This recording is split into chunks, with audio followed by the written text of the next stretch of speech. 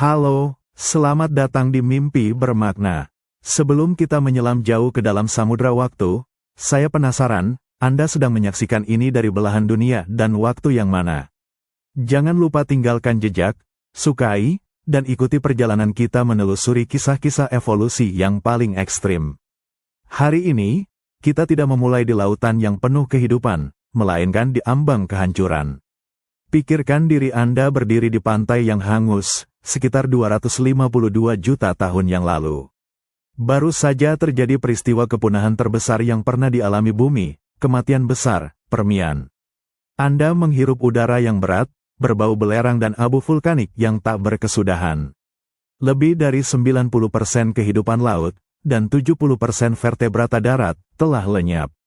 Daratan adalah padang gurun yang sunyi, dan lautan, meski mulai pulih, adalah gurun biru yang kosong dari predator puncak. Di saat yang sama, lautan dangkal di tepi benua telah menjadi surga yang tak berpenghuni. Ekosistem telah runtuh, namun sumber daya mulai melimpah, populasi ikan kecil dan amfibi yang pulih cepat, tanpa ada yang memangsa mereka. Disinilah Anda melihat tekanan evolusioner bekerja. Di darat, Anda mengamati sejenis diapsida, reptil kecil, lincah, mungkin tidak lebih besar dari kadal modern, yang merayap di garis pasang surut. Kehidupan darat terlalu keras, kelaparan mendorongnya. Awalnya, reptil ini hanya mencari makan di air untuk waktu singkat, menangkap mangsa yang bergerak lambat di laguna. Setiap kali ia kembali, ia menjadi sedikit lebih mahir, sedikit lebih berani. Perhatikan evolusi mulai merombak anatominya dengan kecepatan yang mengejutkan. Dalam hitungan beberapa juta tahun, reptil ini, leluhur Ichthyosaurus, tidak lagi terlihat seperti makhluk darat yang mampir, melainkan seperti pemburu yang berkomitmen. Anda menyaksikan moncongnya memanjang, menguat, dan penuh dengan gigi tajam yang sempurna untuk mencengkeram ikan yang licin. Ini bukan lagi mulut pemakan serangga, tapi mesin penangkap ikan presisi. Di bawah tekanan genetik untuk bergerak lebih cepat dan efisien di dalam air, kaki-kakinya mulai menyusut, memendek, dan melebar. Mereka tidak lagi digunakan untuk berjalan, mereka menjadi sirip kaku berbentuk dayung, berfungsi sebagai kemudi dan penstabil yang efektif, bukan sebagai pendorong utama. Penggerak sejati datang dari belakang. Anda menyaksikan tulang belakangnya memadat dan melengkung, dan yang paling dramatis, sirip ekornya mulai bertransformasi. Dari ekor yang ramping, perlahan ia melebar menjadi bentuk bulan sabit yang tinggi dan kuat, mirip dengan sirip ekor tuna atau lumba-lumba modern. Ini adalah salah satu contoh paling jelas dari evolusi konvergen di seluruh sejarah kehidupan, di mana dua garis keturunan yang terpisah jauh tiba pada solusi yang hampir identik untuk tantangan yang sama, kecepatan pelagis. Untuk sepenuhnya menguasai wilayah barunya, satu adaptasi lagi harus diselesaikan. Jika makhluk ini masih harus kembali ke darat untuk bertelur, ia akan selalu rentan. Jadi, evolusi menutup pintu itu. Anda melihat perubahan internal, di mana reptil ini mengembangkan viviparitas, kemampuan untuk melahirkan anak hidup di dalam air. Komitmennya kepada lautan kini total, tidak dapat diubah. Dalam waktu kurang dari 10 juta tahun, sebuah kedipan mata geologis, makhluk darat yang kikuk telah menjadi Ichthyosaurus yang ramping, cepat, dan sepenuhnya akuatik. Mereka adalah predator puncak lautan Mesozoikum, makhluk yang membuktikan betapa kreatifnya kehidupan ketika dihadapkan pada kekosongan besar. Lihatlah mereka melesat, siluet sempurna di perairan yang tenang. Mereka mengisi kekosongan yang ditinggalkan oleh kepunahan, menjadi penguasa baru yang berevolusi dari abu. Mereka adalah eksperimen evolusioner yang sejajar dengan lumba-lumba dan paus jutaan tahun kemudian. Kisah mereka mengingatkan kita bahwa ketika satu pintu ditutup oleh malapetaka, alam selalu memiliki cetak biru siap pakai untuk mengisi ruang kosong. Selamat datang kembali di Mimpi Bermakna. Jika Anda baru bergabung, silakan tinggalkan jejak di kolom komentar dan beritahu saya dari zaman dan tempat mana Anda menyaksikan perjalanan evolusi ini. Kita kembali ke masa Trias awal, sekitar 250 juta tahun yang lalu. Panggung telah disapu bersih oleh kematian besar.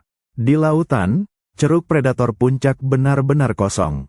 Namun, Anda tidak sedang menyaksikan predator raksasa. Anda melihat makhluk yang berada di ujung rantai makanan darat, di batas antara pasir dan ombak. Bayangkan Anda berjongkok di gundukan pasir pantai. Udara masih terasa panas, dan lanskap darat adalah tempat persaingan brutal dan kelangkaan makanan. Tetapi di sana, di dekat air, ada magnet yang menariknya. Anda mengamati nenek moyang Ichthyosaurus, seekor diapsida kecil. Tubuhnya ramping, lincah di darat, mungkin hanya seukuran iguana dengan kaki yang diposisikan di sisi tubuhnya, memungkinkannya berlari cepat, seperti kadal modern. Sistem anatominya dibangun untuk melarikan diri, bukan untuk mendominasi. Namun, rasa lapar adalah pendorong evolusi yang paling kejam. Lihatlah ia bergerak. Awalnya, ia hanya menjulurkan kepala ke zona pasang surut, mencari bangkai atau krustasea kecil yang terdampar. Setiap mangsa yang didapat di pantai ini adalah hadiah yang murah, mudah diakses, tanpa perlu berburu di pedalaman yang penuh bahaya. Ini adalah perhitungan risiko imbalan yang mematikan. Mangsa ini menjadi godaan tak tertahankan. Ketika ombak surut, lautan dangkal yang baru pulih dipenuhi dengan ikan-ikan kecil dan amfibi yang bergerak canggung, sisa-sisa kehidupan laut yang selamat. Mereka tidak memiliki alasan untuk takut pada reptil darat. Belum, Anda menyaksikan reptil kecil itu mengambil risiko lebih besar, mengejar mangsa beberapa langkah ke dalam air. Begitu masuk, pergerakannya kikuk, ia harus menggunakan kaki-kaki daratnya untuk mengayuh secara tidak efisien. Tapi mereka yang sedikit lebih cepat, yang memiliki dorongan genetik untuk menahan napas sedikit lebih lama, adalah yang paling kenyang. Di bawah tekanan seleksi ini, Anda mulai melihat transformasinya yang halus namun revolusioner. Moncong reptil ini, yang tadinya generalis, kini mulai memanjang secara proporsional, menjadi lebih sempit dan runcing. Gigi-giginya, alih-alih untuk mengunyah, kini dioptimalkan untuk menusuk dan menjebak mangsa yang licin. Tulang belakangnya mulai menyesuaikan diri. Untuk bergerak di darat, fleksibilitas lateral, gerakan menggeliat khas kadal, sangat penting. Namun di air, gerakan menggeliat ini menghasilkan terlalu banyak hambatan. Anda melihat adaptasi yang mendukung kekakuan di bagian depan dan kekuatan di bagian belakang, mempersiapkan ekornya untuk menjadi pendorong utama. Bahkan kaki-kakinya mulai merasakan tekanan itu. Mereka yang terlahir dengan kaki yang sedikit lebih pendek dan lebar, ternyata lebih baik dalam berenang dan kurang terbebani oleh bobot tubuh di darat. Kaki darat mulai dikorbankan demi efisiensi akuatik. Ini adalah momen krusial. Transisi dari makhluk darat yang berburu di pantai menjadi makhluk yang tidak lagi takut pada air. Setiap langkah evolusi mengunci garis keturunan ini semakin dalam ke dalam samudra. Mereka sedang menuju komitmen penuh. Saksikan bagaimana garis pantai yang sederhana, tepi yang memisahkan darat dan laut, berubah menjadi tempat kelahiran bagi predator laut tercepat di era Mesozoikum. Ini adalah bukti bahwa kekosongan ekologis adalah motivator terbesar bagi inovasi evolusioner, memaksa makhluk untuk menjadi sesuatu yang benar-benar baru hanya demi mengisi perut mereka. Jika Anda menikmati perjalanan ini, pastikan Anda menyukai dan berlangganan channel Mimpi Bermakna. Saya selalu ingin tahu, di mana dan kapan Anda berada saat ini. Kita melompat maju sedikit, tapi masih di trias awal, di laguna-laguna tenang yang ditinggalkan oleh bencana kepunahan. Inilah perbatasan sumber daya, tempat tantangan darat bertemu peluang laut. Bayangkan Anda bersembunyi di rimbunnya vegetasi pantai. Anda mengamati keturunan diapsida kecil itu, mereka kini adalah makhluk semi-akuatik sejati, yang menghabiskan sebagian besar waktunya di zona pasang surut. Setiap hari, air pasang membawa ikan dan invertebrata ke laguna yang dangkal. Ketika air surut, makhluk-makhluk laut ini terjebak, bergerak panik mencari jalur kembali ke laut terbuka. Bagi reptil semi-akuatik, ini adalah persediaan makanan yang melimpah dan mudah didapat. Namun, untuk memanfaatkan pesta ini sepenuhnya, mereka harus menoleransi dua tekanan besar, air asin dan menahan napas. Anda menyaksikan reptil ini menyelam, bukan sekadar mencelupkan kepala, tapi menyelam sepenuhnya, mengejar mangsa yang semakin berani. Anda dapat merasakan perjuangan genetiknya. Setiap penyelaman adalah pertaruhan. Mereka yang secara genetik mampu menahan napas sedikit lebih lama, yang sirkulasi darahnya lebih efisien dalam mengelola oksigen yang tersisa, adalah yang bertahan dan berkembang biak. Tekanan seleksi alam yang intensif mulai mengubah fisiologi mereka secara internal. Dalam menghadapi air asin yang korosif, tubuh mereka harus mengembangkan mekanisme yang lebih baik untuk mengeluarkan kelebihan garam, mengurangi kebutuhan air tawar, sebuah adaptasi yang penting untuk meninggalkan darat selamanya. Anda juga mulai melihat perubahan pada ekstremitas mereka. Berenang dengan kaki darat adalah boros energi. Kaki depan dan belakang yang masih digunakan untuk berjalan di lumpur kini mulai memendek, tulang-tulang jari semakin berdekatan, dilapisi kulit yang lebih tebal. Mereka menjadi dayung primitif. Saat mereka mengejar ikan yang lincah di perairan yang semakin dalam, Anda melihat evolusi memperkuat moncong mereka yang sudah panjang. Itu bukan lagi sekadar alat penangkap, tetapi menjadi alat hidrodinamika yang memecah air. Setiap evolusi adalah langkah menjauh dari bentuk kadal darat dan menuju bentuk yang lebih ramping dan seperti torpedo. Perhatikan saat seekor reptil berukuran sedang, sekarang lebih seperti buaya air tawar yang canggung daripada kadal, berburu di antara karang-karang dangkal. Ia tidak lagi menggunakan kaki sebagai pendorong utama, melainkan ekor yang kuat. Gerakan ekor lateralnya yang berayun memungkinkannya bergerak jauh lebih cepat daripada kerabatnya yang hanya mengandalkan dayungan kaki. Setiap kali ia berhasil menangkap ikan dan kembali ke permukaan untuk menghirup udara, ia membuktikan bahwa sumber daya di lautan dangkal lebih bernilai daripada bahaya yang harus dihadapi. Ini adalah titik tanpa jalan kembali. Dalam skema besar evolusi, ini adalah momen ketika garis keturunan menyerah pada tarikan air. Mereka mendapati bahwa masa depan, meskipun basah dan asin, menawarkan kelimpahan yang tidak pernah bisa diberikan oleh gurun Trias yang tandus. Mereka telah mencicipi kehidupan pelagis, dan lautan telah menang. Mari kita lanjutkan perjalanan kita menyusuri Trias awal, di mana setiap milimeter tulang menjadi medan pertempuran evolusi. Bayangkan Anda berada di bawah air berlumpur sebuah estuari. Di sekeliling Anda, keturunan reptil darat itu kini menghabiskan sebagian besar hidup mereka di sini. Mereka telah menjadi amfibi yang mumpuni, tetapi anatomi mereka masih merupakan kompromi antara dua dunia. Saksikan bagaimana air mulai memahat ulang kerangka mereka. Di darat, reptil membutuhkan tulang panggul yang kuat dan terhubung erat dengan tulang belakang untuk menopang berat badannya melawan gravitasi.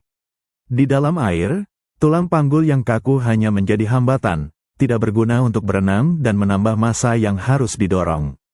Anda melihat bahwa di apsida semi-akuatik yang paling sukses adalah mereka yang memiliki sambungan panggul yang sedikit lebih lemah, sedikit lebih kecil. Ini adalah kompromi pertama yang menyakitkan. Mereka bergerak lebih kikuk di darat, tetapi mereka memperoleh fleksibilitas yang sangat dibutuhkan untuk mendorong tubuh mereka melalui air. Perhatikan tulang rusuk mereka. Reptil darat memiliki rusuk yang membulat dan kuat. Tetapi untuk makhluk yang kini mencari makanan di bawah air, rusuk yang terlalu besar menghambat streamline. Anda mengamati genetik memilih individu dengan tulang rusuk yang semakin datar dan lebih melengkung di bagian bawah, memberikan profil tubuh yang lebih hidrodinamis, memudahkan mereka untuk meluncur dengan efisien, bukan menyeret. Tekanan terbesar datang pada kolom tulang belakang, poros kekuatan mereka. Saat di darat, kolom tulang belakang menopang tubuh. Di air, ia harus menjadi sumber tenaga utama. Anda merasakan otot-otot di sekitar ekor mereka mulai menguat secara dramatis. Tulang-tulang kaudal, tulang ekor, yang tadinya sederhana, kini semakin besar dan kuat, diselubungi otot-otot yang mampu memberikan dorongan lateral yang kuat. Gerakan ini belum sepenuhnya vertikal seperti lumba-lumba, melainkan masih gerakan lateral seperti ikan atau buaya, tetapi intensitasnya jauh lebih besar. Lihatlah seekor individu berukuran 1 meter lebih, yang kini dikenal sebagai Ichthyosaurus primitif, bersembunyi di rumput laut. Ia bergerak dengan kecepatan yang tidak mungkin dicapai oleh nenek moyang daratnya. Ia meluncur, menggunakan dayung yang kaku untuk menstabilkan diri, sementara ekornya memberikan ledakan kecepatan untuk menyerang mangsa. Setiap vertebra yang semakin kuat, setiap otot yang semakin besar di ekornya, dan setiap pengurangan massa di panggulnya adalah langkah yang semakin jauh dari daratan dan semakin dekat ke takdirnya sebagai mesin laut yang sempurna. Makhluk ini hidup di kedua dunia, tetapi ia telah membuat pilihan yang jelas. Struktur kerangka mereka berteriak akan satu hal, kecepatan. Melihat transformasi internal yang begitu cepat, begitu dekat dengan tepi bencana kepunahan, mengajarkan kita bahwa evolusi tidak bekerja dalam garis lurus yang mulus. Ia bekerja melalui serangkaian kompromi genetik yang berani, di mana keunggulan di satu lingkungan dibayar dengan kekurangan di lingkungan lainnya, sampai akhirnya, hanya satu dunia yang tersisa. Di mimpi bermakna, kita terus melacak perubahan yang membentuk kehidupan di bumi. Jangan lupa untuk berbagi pikiran Anda tentang babak evolusi ini di kolom komentar. Kita kini memasuki masa ketika nenek moyang Ichthyosaurus mencapai fase semi-akuatik penuh. Bayangkan Anda berada di sepanjang pantai Trias di Cina Selatan, mengamati perairan dangkal yang kaya nutrisi. Makhluk yang Anda lihat sekarang menyerupai Hupehsuchus, bentuk transisi yang aneh. Tubuhnya sudah lebih ramping daripada kadal darat, tetapi ia memiliki dua baris pelat tulang dermal di punggungnya, memberinya tampilan seperti reptil lapis baja yang kikuk namun gesit di air.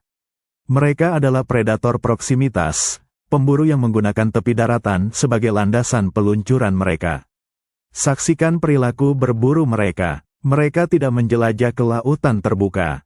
Sebaliknya, mereka berpatroli di perairan dangkal, menunggu ikan-ikan kecil bergerak terlalu dekat.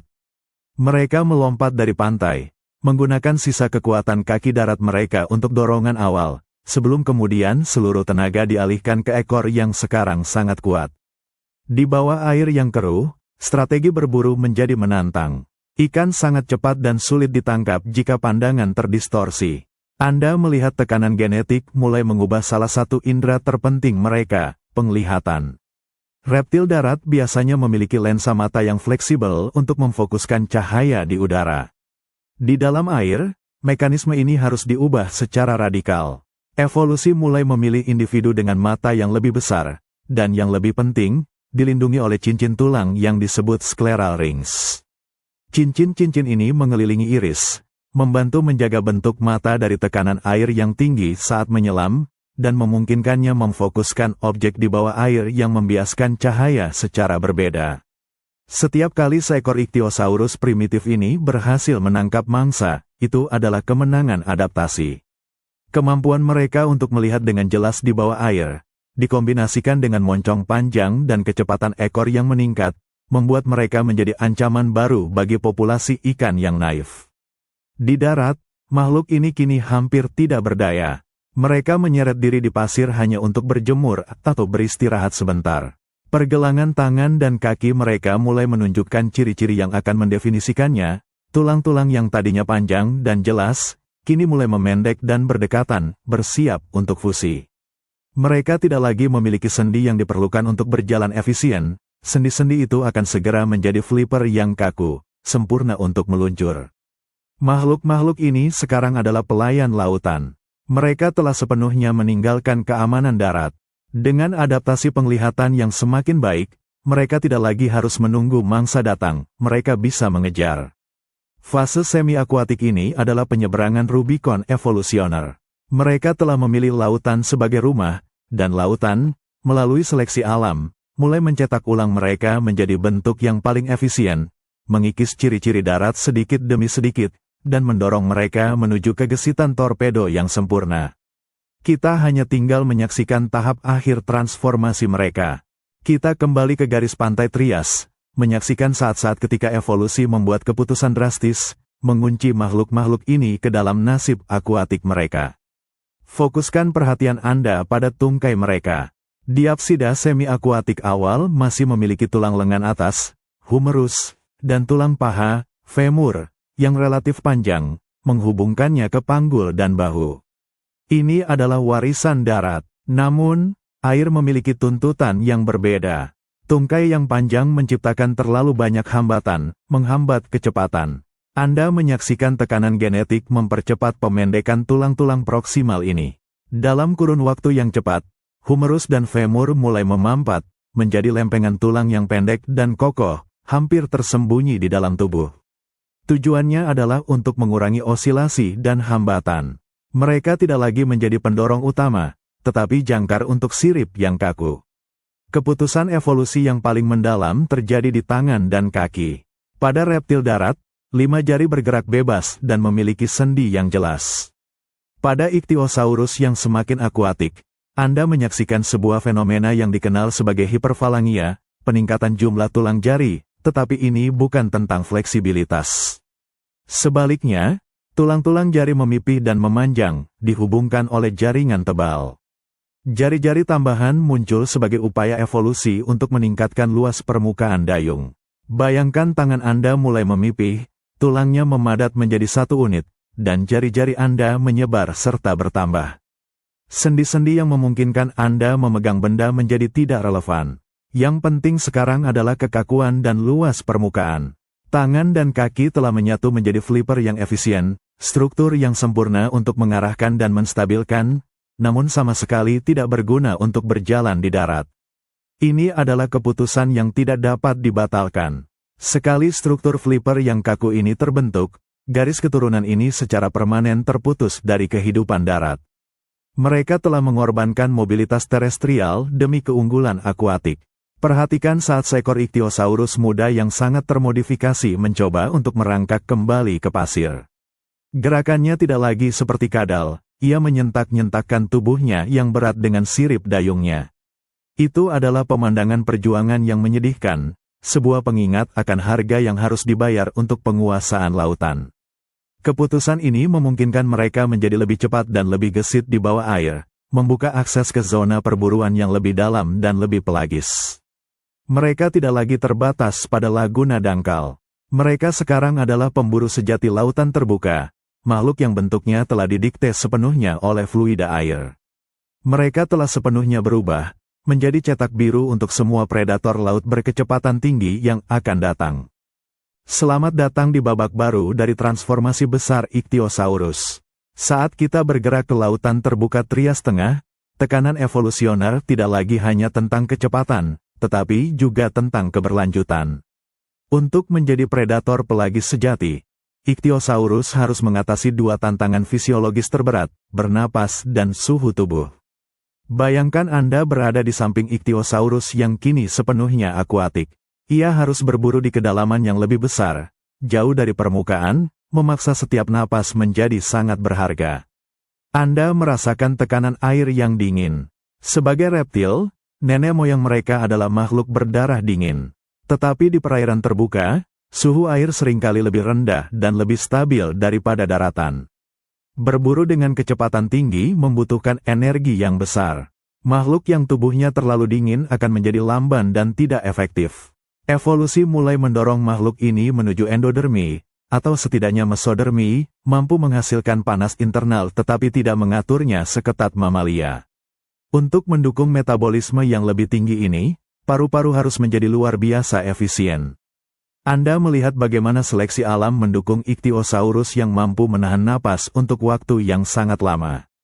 Ini tidak hanya membutuhkan kapasitas paru-paru yang lebih besar, tetapi juga adaptasi internal yang menakjubkan. Hemoglobin mereka harus menjadi lebih efisien dalam mengikat dan melepaskan oksigen, dan jaringan mereka harus mampu menoleransi tingkat karbon dioksida yang lebih tinggi.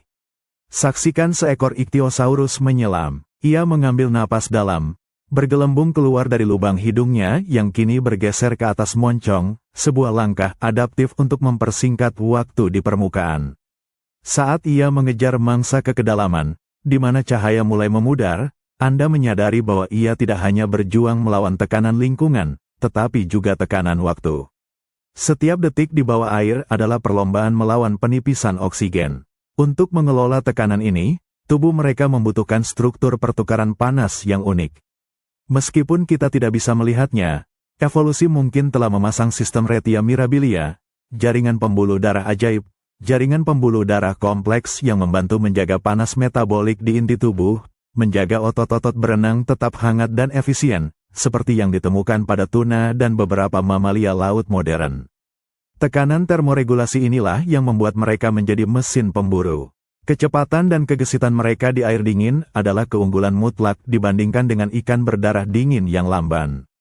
Ketika Ichthyosaurus ini melesat naik ke permukaan untuk mengambil napas berikutnya, itu bukan lagi tindakan terpaksa, melainkan bagian dari ritme predator puncak yang tak terhindarkan. Mereka telah menguasai fisiologi pernapasan dan termal yang memungkinkan mereka meninggalkan garis pantai untuk selamanya, menjadikan lautan rumah yang tidak hanya dapat mereka toleransi, tetapi juga dapat mereka kuasai. Di mimpi bermakna, kita kini mencapai titik ketika nenek moyang Ichthyosaurus tidak lagi sekadar beradaptasi, mereka menjadi sangat terspesialisasi. Ini adalah kisah tentang bagaimana rahang reptil darat diubah menjadi perangkap paku yang mematikan. Kembali ke Laut Trias Tengah. Kelimpahan ikan pelagis menuntut metode penangkapan yang jauh lebih cepat dan lebih presisi daripada mulut reptil darat yang tebal. Saksikan moncong Ichthyosaurus berevolusi. Tulang premaksila, tulang yang membentuk bagian depan rahang atas, mengalami elongasi atau pemanjangan yang luar biasa. Moncongnya memanjang, menjadi sangat sempit dan runcing, menyerupai paruh ramping. Bentuk ini adalah puncak hidrodinamika, moncong yang ramping meminimalkan guncangan samping saat berenang cepat dan menukik. Ini adalah bentuk yang sangat berbeda dari buaya atau kadal air. Moncong ini dibuat untuk kecepatan serangan, bukan untuk meremukan. Anda mengamati deretan gigi. Gigi-gigi itu seragam, semuanya berbentuk kerucut, tajam, dan runcing. Mereka bukan lagi gigi yang berbeda ukuran untuk mengunyah, tetapi ratusan paku kecil yang berfungsi sebagai perangkap. Ichthyosaurus menyerang sekumpulan ikan dengan kecepatan tinggi, moncong mereka menembus air, dan gigi-gigi itu memastikan mangsa yang tertangkap tidak akan pernah lepas. Komitmen pada diet piscivorus, pemakan ikan, ini adalah keputusan genetik yang krusial. Perhatikan juga bagaimana rahang itu sendiri menjadi lebih kuat tanpa menjadi lebih berat. Evolusi harus menyeimbangkan kekuatan yang dibutuhkan untuk menahan moncong tipis dari benturan kecepatan tinggi dan kebutuhan untuk menjaga keseluruhan tubuh tetap ringan dan efisien. Moncong ini berfungsi sebagai tombak dan peredam kejut. Anda bisa merasakan getaran air saat seekor Ichthyosaurus dewasa yang berukuran beberapa meter melesat melalui kawanan ikan. Gerakannya adalah efisiensi murni, hanya sedikit energi yang terbuang. Transformasi rahang ini adalah puncak dari evolusi pemangsa. Ia menandakan bahwa spesies ini telah memilih jalur spesialisasi yang sempit, mereka akan menjadi pemburu ikan terbaik, bahkan jika itu berarti mengabaikan sumber makanan lain. Saat Ichthyosaurus ini kembali ke permukaan untuk bernapas, Anda melihat keseluruhan tubuhnya, moncong panjang, mata besar yang dilindungi cincin tulang, dan bentuk tubuh torpedo, semuanya bekerja harmonis untuk satu tujuan, mengejar dan menangkap. Melihat evolusi bekerja dengan presisi sedetail ini, mengubah tulang wajah demi kecepatan berburu, adalah pengingat yang kuat. Bahwa ketika sumber daya melimpah dan kekosongan ekologis terbuka, alam tidak akan puas dengan adaptasi setengah hati. Ia akan menciptakan alat yang paling sempurna untuk pekerjaan itu. Ichthyosaurus kini telah menjadi mesin pemburu yang hampir tidak dapat dibedakan dari bentuk ikan, sebuah kemiripan yang akan disempurnakan di babak terakhir transformasi mereka. Kita memasuki Trias Tengah, periode ketika Ichthyosaurus mencapai kematangan desainnya. Setelah kepunahan, kehidupan laut telah pulih, menciptakan ekosistem yang padat dan berlimpah. Kita kini berada di Laguna Tethys, tempat uji coba evolusioner yang kejam. Bayangkan Anda menyelam ke dalam air jernih dan hangat di Laguna Purba, dikelilingi oleh terumbu karang kapur. Lingkungan ini padat dengan kehidupan ikan, moluska, dan cumi-cumi berlimpah. Tetapi ini juga merupakan lingkungan yang menuntut kecepatan dan ketangkasan ekstrim. Di sini, Ichthyosaurus tidak lagi menghadapi tantangan kelangsungan hidup dasar. Mereka menghadapi tantangan persaingan yang intensif. Hanya yang paling cepat, paling aerodinamis, dan paling efisien yang akan menjadi predator puncak. Anda melihat bagaimana tekanan ini memaksakan desain yang semakin radikal. Bentuk yang lambat atau yang masih menyeret warisan darat dengan canggung, kini tersingkir. Evolusi memilih desain yang paling hidrodinamis. Saksikan Ichthyosaurus berenang. Tubuh mereka telah membulat, hampir menyerupai torpedo, dengan kulit yang halus, mengurangi gesekan.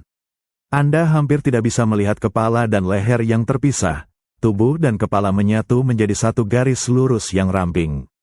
Perhatikan sirip-sirip mereka. Flipper mereka tidak lagi hanya kaku. Mereka diposisikan secara strategis untuk mengontrol roll dan pitch, seperti sayap pada pesawat bawah air.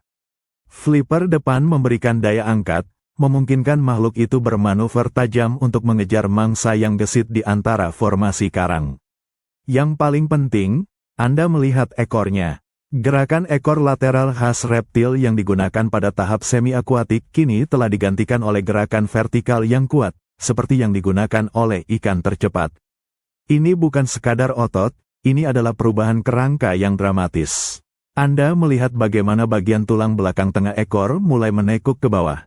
Dan kemudian sirip kaudal, ekor, yang terbuat dari jaringan tulang rawan dan kulit tumbuh di kedua sisi tulang yang terlipat itu, membentuk bentuk bulan sabit yang tinggi dan sempurna.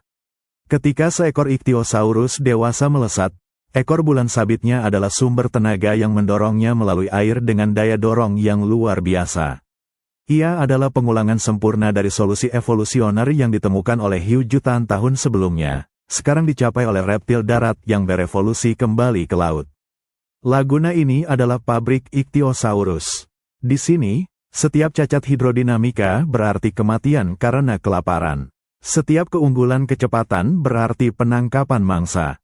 Anda menyaksikan puncak dari evolusi bentuk, makhluk yang telah menghapus hampir semua jejak leluhur daratnya. Ichthyosaurus kini telah menjadi makhluk pelagis sejati, dirancang untuk melesat di lautan terbuka, siap untuk mengambil tempat mereka sebagai predator puncak Mesozoikum. Ini adalah contoh keindahan dan kekejaman seleksi alam, mengubah kadal menjadi hiu. Kita berada di lautan Trias Tengah, di mana kesempurnaan hidrodinamika adalah satu-satunya standar evolusi. Untuk menjadi predator tercepat, Ichthyosaurus harus mengatasi masalah fundamental warisan darat, tulang belakang yang terlalu fleksibel. Anda menyelam ke kedalaman, mengamati kerangka yang bergerak. Pada reptil darat, kolom tulang belakang dirancang untuk melentur dan menggeliat, memungkinkan manuver lateral. Namun, bagi makhluk pelagis yang berburu dengan kecepatan tinggi, gerakan menggeliat yang berlebihan, seluruh tubuh, sangat tidak efisien dan menciptakan hambatan. Saksikan bagaimana tulang belakang Ichthyosaurus mengalami perombakan dramatis.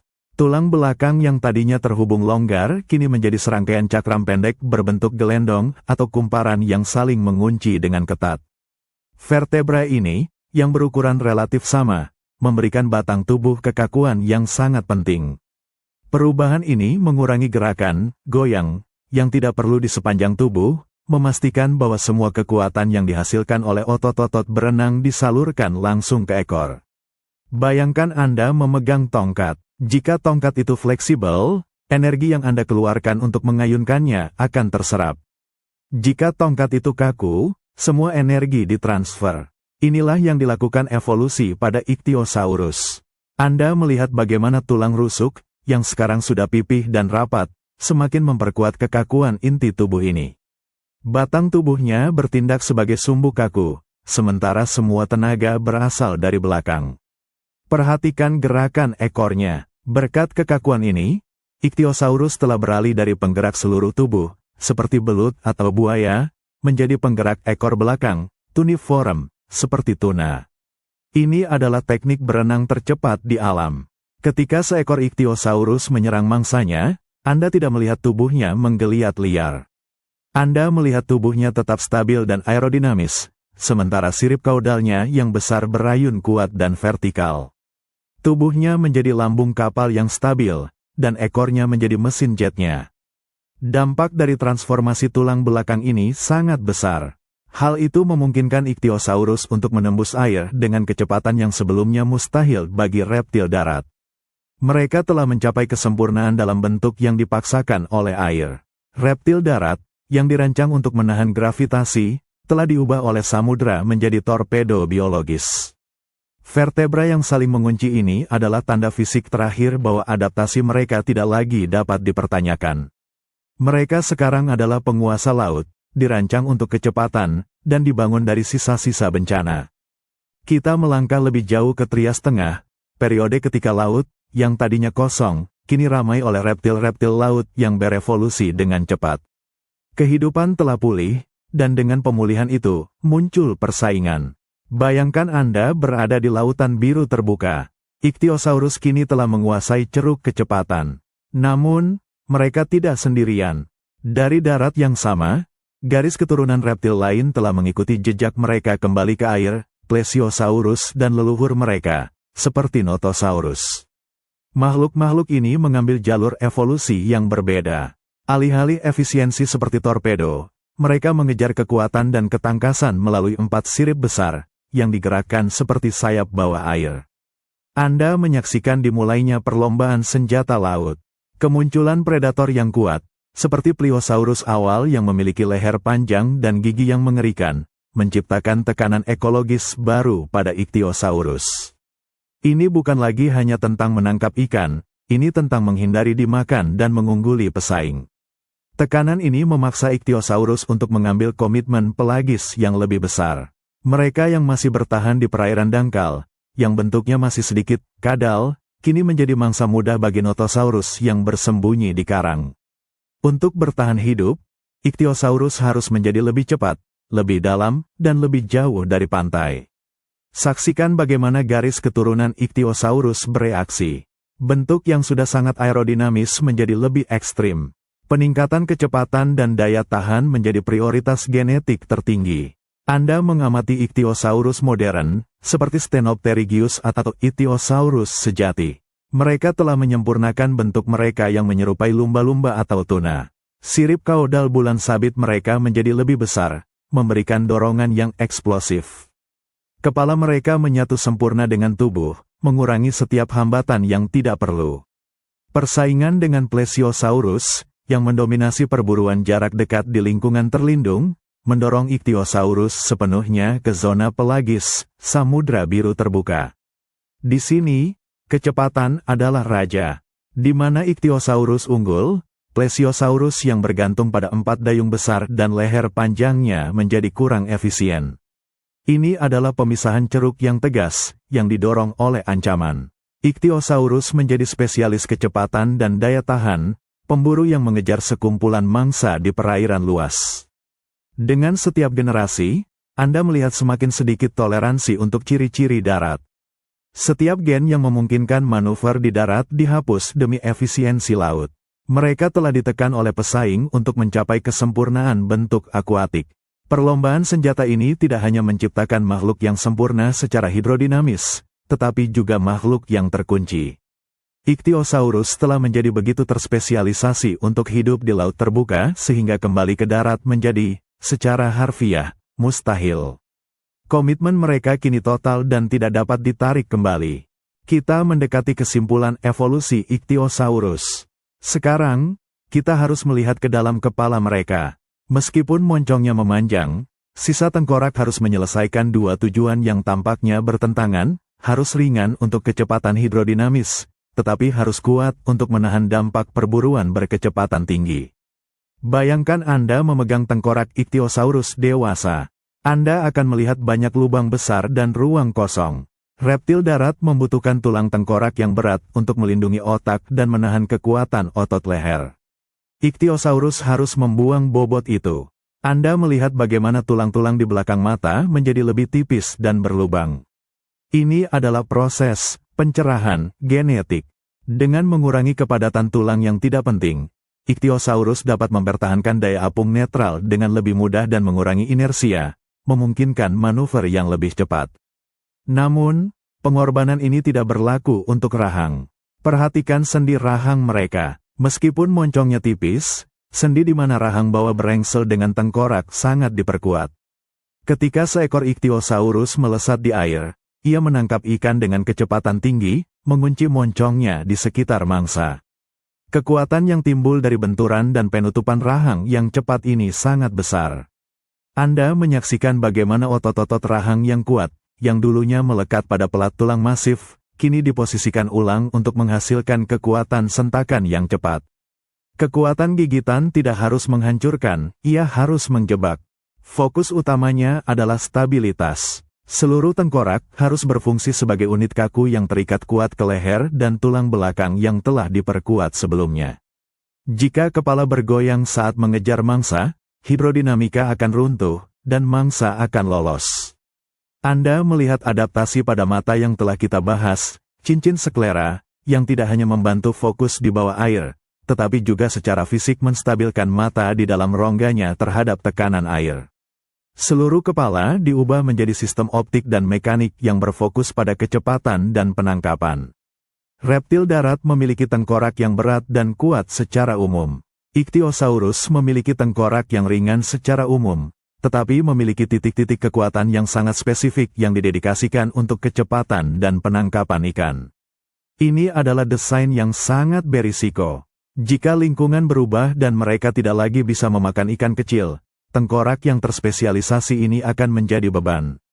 Tetapi di lautan Trias dan Jura, di mana mangsa pelagis berlimpah, desain ini adalah kunci kekuasaan. Transformasi kepala ini menyegel nasib Ichthyosaurus.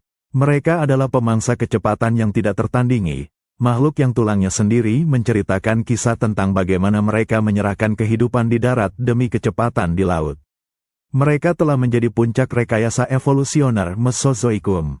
Setelah menciptakan bentuk tubuh yang menyerupai torpedo dan tengkorak yang cepat, fokus evolusi Ichthyosaurus kembali ke tungkai, di mana inovasi genetik terakhir mengubah kaki darat menjadi struktur akuatik yang sempurna. Bayangkan Anda berada di tengah lautan Jura awal, menyaksikan Ichthyosaurus modern yang anggun. Perhatikan flipper mereka saat mereka bergerak. Mereka tidak lagi mendayung dengan canggung. Mereka meluncur dan bermanuver dengan presisi. Ini dimungkinkan oleh salah satu keajaiban genetik paling aneh, hiperfalangia, penambahan tulang jari, dan polidaktili, penambahan jumlah jari itu sendiri, melebihi 5 jari normal pada tetrapoda. Lihatlah struktur flipper Ichthyosaurus. Jika Anda bisa melihat melalui kulit, Anda akan melihat tidak hanya 5 jari, tetapi mungkin 6, 7, atau bahkan 8 baris tulang kecil. Dan di setiap baris, jumlah ruas tulang, phalanges, telah berlipat ganda, mengubah jari-jari panjang menjadi matriks tulang yang padat dan lebar. Evolusi telah menanggapi tuntutan air dengan cara yang luar biasa. Tulang-tulang yang tadinya harus bergerak di sendi kini harus kaku untuk menahan tekanan air saat bermanuver. Dengan memadatkan dan melipat gandakan ruas tulang jari, Ichthyosaurus menciptakan sebuah hydrofoil yang sempurna, sayap bawah air yang kaku dan efisien. Anda menyaksikan bagaimana tulang paha dan lengan atas yang pendek bertindak sebagai engsel, dan flipper yang lebar bertindak sebagai permukaan pengangkat. Flipper depan memberikan kontrol kemudi dan pengereman yang luar biasa saat berburu. Perhatikan saat seekor Ichthyosaurus berbelok tajam untuk mengejar cumi-cumi. Ia tidak lagi mengandalkan seluruh tubuhnya untuk berputar. Ia menggunakan flipper kaku itu, memungkinkannya mengubah arah dengan kecepatan yang mengejutkan. Flipper yang diperkuat oleh tulang-tulang yang bertambah ini adalah rahasia dari ketangkasan mereka, melengkapi kekuatan dorong dari ekor bulan sabit mereka. Keputusan untuk mengembangkan hiperfalangia ini bersifat irreversibel. Flipper ini adalah organ yang sangat terspesialisasi, mereka benar-benar tidak dapat berjalan. Ini adalah titik di mana Ichthyosaurus telah merangkul sepenuhnya alam semesta akuatik. Bentuk yang Anda lihat, bentuk yang sangat mirip dengan lumba-lumba modern, adalah solusi terbaik yang dapat ditawarkan evolusi untuk kecepatan dan penguasaan laut. Transformasi ini adalah puncak dari upaya jutaan tahun, mengubah makhluk darat yang berjuang menjadi salah satu predator laut yang paling sempurna. Ini adalah kemenangan bentuk atas fungsi darat, sebuah bukti kehebatan genetika untuk mengubah batasan menjadi keunggulan. Mereka telah menjadi lumba-lumba Mesozoikum, siap untuk memerintah lautan selama 100 juta tahun. Kini kita melihat inti dari Ichthyosaurus, batangnya. Untuk menghasilkan kecepatan berkelanjutan yang diperlukan untuk menjelajahi lautan Mesozoikum, tubuh Ichthyosaurus harus menjadi mesin yang menggerakkan ekor mereka tanpa henti. Bayangkan Anda mengamati Ichthyosaurus yang meluncur di perairan biru jernih. Tubuhnya, yang tadinya ramping, kini harus menampung sejumlah besar jaringan otot yang didedikasikan untuk daya dorong. Anda menyaksikan bagaimana tulang rusuk dan tulang dada telah melebar, menciptakan rongga tubuh yang besar. Perluasan ini tidak hanya untuk melindungi organ vital, tetapi juga untuk memberikan titik perlekatan yang luas bagi otot-otot berenang yang masif, terutama otot-otot di sepanjang tulang belakang-belakang dan pangkal ekor. Di darat, reptil berenang menggunakan otot lateral seluruh tubuh. Di air, Ichthyosaurus telah memusatkan hampir semua kekuatan ototnya di belakang, mengubah bagian depan tubuh menjadi unit yang kaku dan relatif ringan, sementara bagian belakang menjadi pembangkit tenaga listrik. Perhatikan tulang belakang, yang kita lihat sebelumnya telah mengeras. Otot-otot yang mengelilinginya, yang dikenal sebagai otot hypaxial dan epaxial, telah berevolusi menjadi massa padat yang mampu mengayunkan ekor bulan sabit itu bolak-balik dalam waktu yang sangat lama. Ini adalah adaptasi yang mahal. Tubuh ini telah mengorbankan hampir semua fleksibilitas untuk kecepatan murni. Ichthyosaurus tidak bisa lagi menggeliat atau menekuk tubuhnya seperti buaya untuk menyergap mangsa. Sebaliknya, mereka dirancang untuk pengejaran, beroperasi pada kecepatan tinggi yang terus-menerus. Tubuh berbentuk torpedo ini bukan hanya estetika, itu adalah kebutuhan fisiologis. Otot-otot yang terus bekerja ini juga menghasilkan panas metabolik yang membantu Ichthyosaurus mempertahankan suhu tubuh yang lebih tinggi dari air sekitarnya, menjadikannya predator yang efektif bahkan di perairan yang lebih dingin dan lebih dalam. Anda menyaksikan mereka berenang, itu adalah gerakan yang tenang, tanpa usaha yang terlihat. Hanya lambaian ekor vertikal yang kuat, yang terus-menerus mendorong massa otot mereka yang besar melalui air. Melalui desain ini, Ichthyosaurus membuktikan bahwa penguasaan lautan membutuhkan investasi total pada kecepatan dan daya tahan. Torso mereka yang kuat adalah komitmen terakhir pada kehidupan pelagis. Mereka bukan lagi reptil yang berkunjung, mereka adalah salah satu mesin hidup yang paling efisien yang pernah berenang, sebuah eksperimen yang disempurnakan oleh kekosongan yang ditinggalkan oleh kepunahan terhebat dalam sejarah. Kita mencapai batas akhir adaptasi, momen di mana Ichthyosaurus membuat komitmen total pada Samudra Biru. Ini adalah titik tanpa jalan kembali, di mana setiap koneksi fisik ke darat telah terputus secara evolusioner. Bayangkan Anda berenang di perairan pelagis yang dalam. Pantai telah lama menghilang dari pandangan. Disinilah Ichthyosaurus harus menjalani seluruh hidupnya. Saksikan kerangka mereka. Kita telah melihat pemendekan tulang lengan atas dan paha, dan perubahan hiperfalangia pada flipper. Tetapi untuk Ichthyosaurus sejati, struktur pendukung ini, yang disebut korset anggota badan, panggul dan bahu, hampir seluruhnya hilang. Anda melihat bahwa tulang panggul, yang tadinya menambatkan kaki belakang ke tulang belakang untuk berjalan, kini tereduksi menjadi sisa-sisa yang kecil dan terpisah. Tidak ada lagi koneksi struktural yang mampu menopang berat badan melawan gravitasi. Flipper belakang, meskipun masih berfungsi sebagai stabilisator, hanya terhubung melalui otot. Secara anatomis, Ichthyosaurus tidak mungkin lagi merangkak ke pantai. Jika terdampar, ia akan hancur oleh berat badannya sendiri dan gagal bernapas.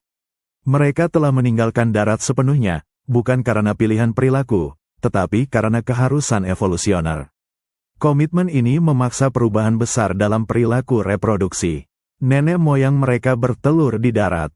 Sekarang, tanpa kemampuan untuk kembali ke pantai, mereka harus melahirkan anak hidup di air. Anda menyaksikan keajaiban evolusioner. Ichthyosaurus melahirkan di laut terbuka. Ini adalah tekanan genetik yang sangat kuat. Mereka yang mencoba bertelur di air kehilangan keturunannya, tetapi mereka yang mengembangkan viviparitas, melindungi embrio di dalam tubuh hingga siap untuk berenang, menjamin kelangsungan hidup garis keturunan mereka. Fosil menunjukkan bukti dramatis dari viviparitas ini. Dengan janin Ichthyosaurus ditemukan membatu di dalam induknya, dan yang luar biasa, janin itu diposisikan untuk lahir dengan ekor terlebih dahulu. Ini adalah adaptasi penting, yang juga ditemukan pada lumba-lumba modern, untuk memastikan bayi tidak tenggelam selama proses kelahiran. Saat Anda melihat Ichthyosaurus muda yang baru lahir melesat segera ke permukaan untuk menghirup napas pertamanya, Anda menyaksikan puncak dari transformasi ini. Mereka tidak pernah mengenal darat. Mereka terlahir di laut, dan mereka dirancang untuk menguasainya. Pelepasan diri dari pantai ini adalah pengorbanan terbesar. Mereka memperoleh kecepatan, daya tahan, dan dominasi di samudra Mesozoikum. Mereka menjadi penguasa. Tetapi penguasaan ini datang dengan harga yang mutlak, ketergantungan total pada air, sebuah komitmen yang, pada akhirnya, akan menjadi kerentanan fatal mereka. Inilah puncak dari kisah evolusi kita. Anda telah menyaksikan Ichthyosaurus meninggalkan darat, mengeras kerangka mereka, dan berspesialisasi rahang mereka. Kini, mereka mencapai bentuk yang menentukan dominasi mereka, desain tuna yang sempurna. Bayangkan Anda berada di Jurassic, di mana Ichthyosaurus berukuran besar berenang berdampingan dengan hiu dan ikan bertulang. Sulit untuk membedakan reptil ini dari ikan yang mereka buru. Anda menyaksikan bentuk fusiform klasik. Tubuh mereka berbentuk seperti tetesan air mata yang sempurna, tebal di bagian tengah dan meruncing tajam di kedua ujungnya. Ini adalah bentuk yang secara universal dipilih oleh air untuk mengurangi hambatan hingga ke tingkat minimal. Seleksi alam selama puluhan juta tahun telah mengikis setiap sudut, setiap tonjolan, dan setiap kekakuan warisan darat. Hasilnya adalah kesamaan yang mengejutkan. Ichthyosaurus memiliki sirip punggung, dorsal, yang tegak, sirip dada, pektoral, seperti dayung yang kaku, dan ekor bulan sabit yang vertikal, mirip dengan tuna tercepat di lautan modern, atau lumba-lumba yang akan berevolusi jutaan tahun kemudian. Ini adalah konvergensi takdir. Anda mengamati Ichthyosaurus saat ia berenang dengan kecepatan tinggi. Gerakannya begitu efisien sehingga hampir hening. Jika Anda membandingkan reptil darat leluhur mereka dengan Ichthyosaurus dewasa ini, Anda akan sulit percaya bahwa mereka berbagi DNA yang sama. Mereka adalah bukti hidup bahwa lingkungan, bukan asal-usul, yang mendikte bentuk. Ketika menghadapi tekanan fisik yang sama, hambatan air, dua kelompok makhluk yang sangat berbeda, ikan dan reptil darat, tiba pada solusi desain yang hampir identik. Ichthyosaurus telah berhasil dalam penaklukan kedua lautan mereka. Mereka tidak hanya mengisi kekosongan predator, mereka mendefinisikan ulang batas-batas kecepatan dan efisiensi dalam ekosistem pelagis Mesozoikum. Mereka mendominasi lautan selama sekitar 100 juta tahun, sebuah kisah sukses evolusioner yang dramatis. Namun, mereka akhirnya menghilang secara misterius sebelum akhir era dinosaurus, digantikan oleh Plesiosaurus dan Mosasaurus yang lebih besar dan lebih fleksibel. Kisah Ichthyosaurus adalah pelajaran tentang batasan dan kesempurnaan. Mereka mencapai puncak adaptasi spesialisasi, bentuk yang begitu sempurna sehingga tidak ada ruang untuk perubahan lebih lanjut. Keahlian mereka menjadi penjara mereka. Saat Anda melihat siluet Ichthyosaurus menghilang ke dalam kedalaman biru, ingatlah ini, evolusi adalah tentang solusi yang paling cerdas, bukan yang paling bertahan lama. Dan Ichthyosaurus adalah salah satu solusi paling cerdas yang pernah ditemukan lautan. Setelah menyempurnakan bentuk tubuh torpedo, Ichthyosaurus kini menghadapi tantangan terakhir untuk menjadi master kecepatan, penyempurnaan mesin pendorong mereka. Kita menyaksikan lahirnya sirip kaudal, ekor, berbentuk bulan sabit yang ikonik. Bayangkan Anda berhadapan langsung dengan Ichthyosaurus di lautan Jura. Sirip ekornya adalah kunci untuk penguasaan lautan mereka. Awalnya, reptil darat menggunakan ekornya untuk menggeliat di lumpur. Saat mereka menjadi semi-akuatik, ekornya menjadi lebih kuat, bergetar dari sisi ke sisi. Tetapi untuk mencapai kecepatan jelajah yang tinggi, evolusi membutuhkan dorongan yang lebih vertikal, seperti kipas propeller.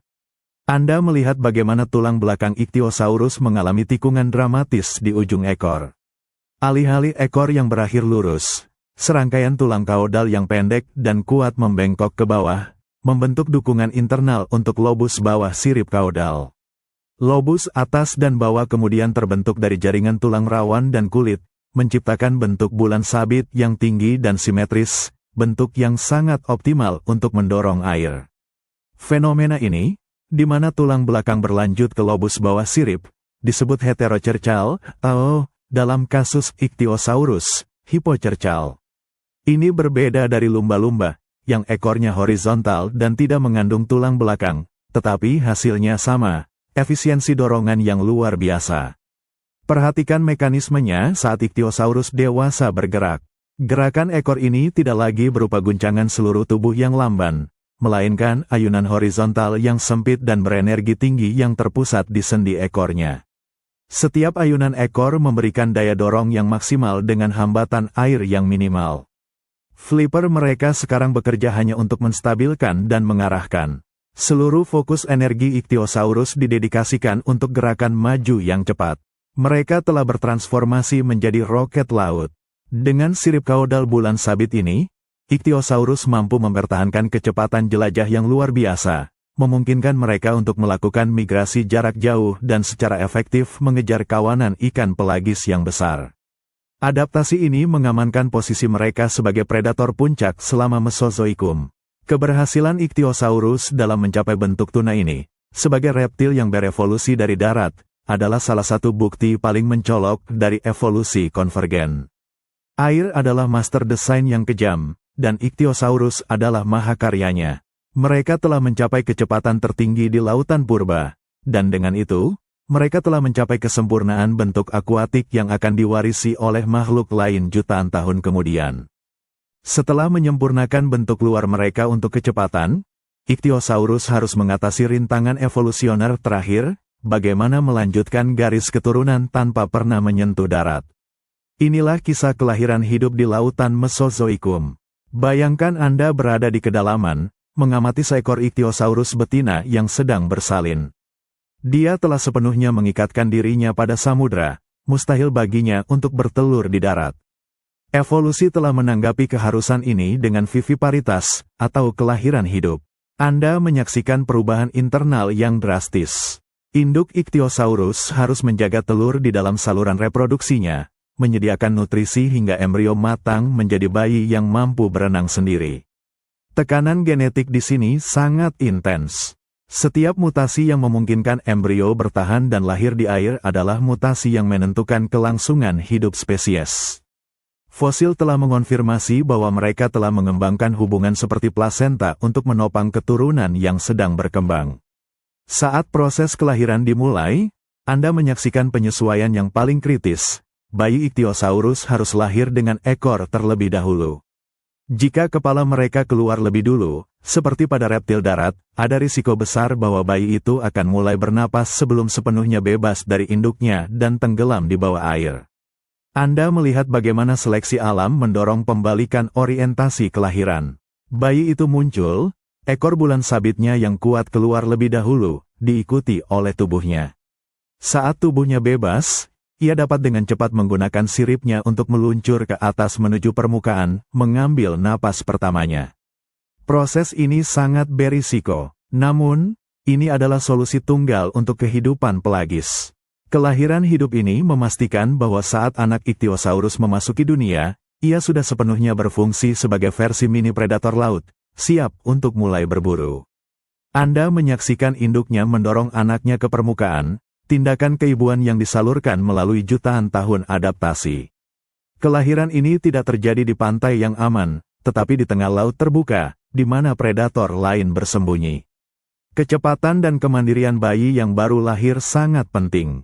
Transformasi ini melengkapi siklus evolusioner Ichthyosaurus. Dari reptil darat yang kikuk, mereka telah menjadi mamalia laut Mesozoikum, setidaknya secara fungsional.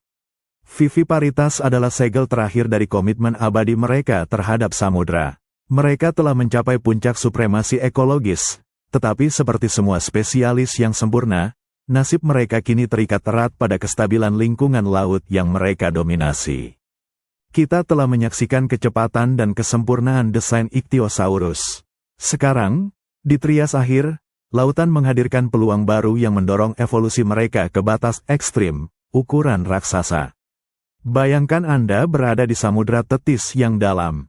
Di satu sisi, Anda memiliki Ichthyosaurus yang gesit, mengejar kawanan ikan kecil.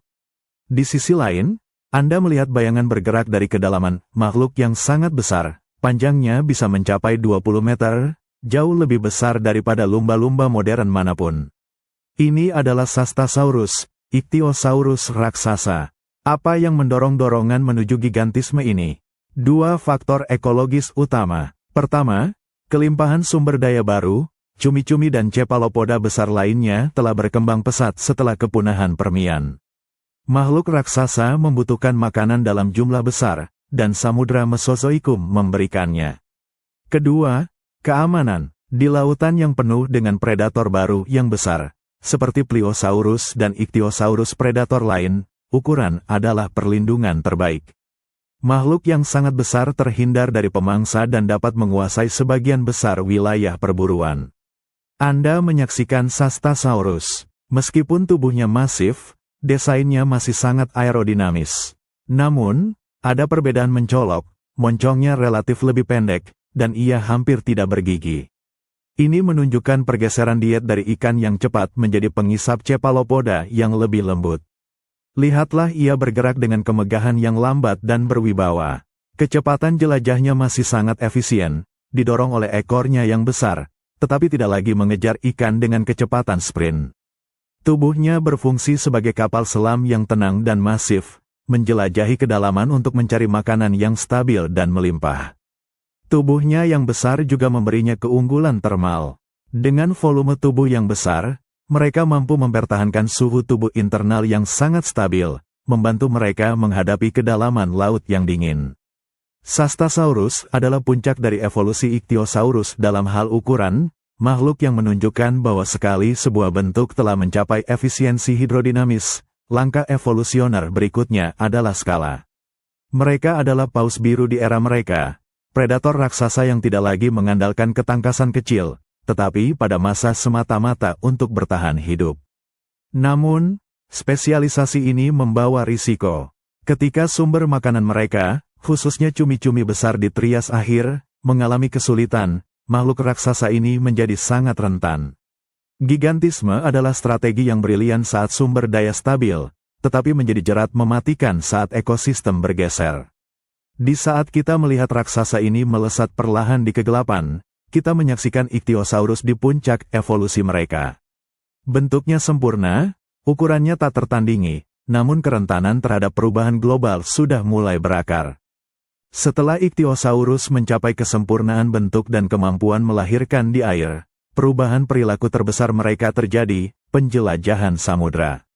Mereka kini hidup sepenuhnya sebagai makhluk pelagis, ditakdirkan untuk migrasi besar-besaran melintasi samudra Pantalasa dan Tetis yang luas.